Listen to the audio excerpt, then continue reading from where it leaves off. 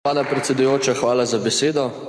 Spoštovani vsi prisotni, osredotočil bi se predvsem na točko 6 in v bistvu se je potrebno vprašati, kakšno vlogo ima pri vsem tem civilna družba oziroma kaj lahko stori pri preprečevanju sovražnega govora.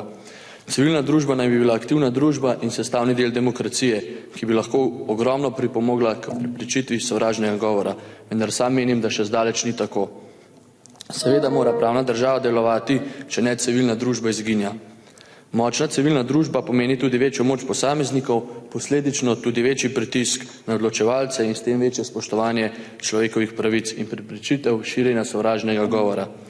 Vendar pa se lahko včasih upravičeno vprašamo, ali civilna družba sploh deluje v Sloveniji ali pa deluje samo v določenih primerih z določenim namenom.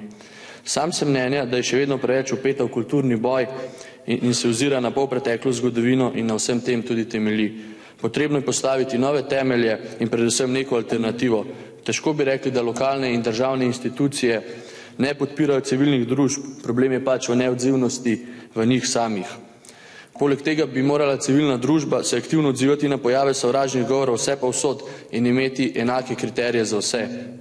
Zaskrbljujoče je tudi to, da se obsoja na podlagi oseb, ne pa na podlagi izrečenega. Na vse zadnje velik problem vidim v tem, da določeni posamezniki, ki so pod okriljem civilnih družb, širijo sovražni govor in zato nikoli ne čutijo posledic. Na drugi strani pa obsojajo nekaj posebno normalnega in z vsemi topovi udrihajo po medijih. Mar svoboda govora velja samo za določene.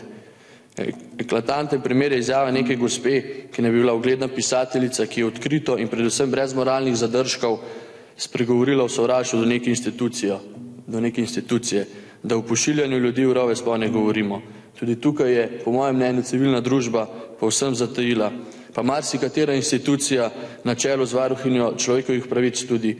Mogoče še vedno nam ostane v spominu tista izjava bivše varuhinje človekovih pravic, ki je dejala, citiram: "Pri sovražnem govoru družbeno močnejši odvzema dostojanstvo šibkejšemu, osebe na javnih funkcijah pa ne sodijo med družbeno šibkejše."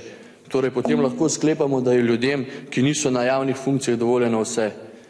297. člen Kazenskega zakonika pa jasno opredeljuje: "Kdor javno spodbuja ali razpihuje sovraštvo, nasilje ali nestrpnost, ki temelji na narodnostni, rasni, verski ali etnični pripadnosti, spolu, barvi kože, poreklu, premoženjskem stanju, izobrazbi, družbenem položaju, političnem ali drugem prepričanju, invalidnosti, spolni usmerjenosti ali katerikoli drugi osebni okoliščini in je dejansko storjeno na način, ki lahko ogrozi ali moti javni red in mir, ali z uporabo grožnje, zmerjanja ali žalitev, se kaznuje z zaporom do 2 let."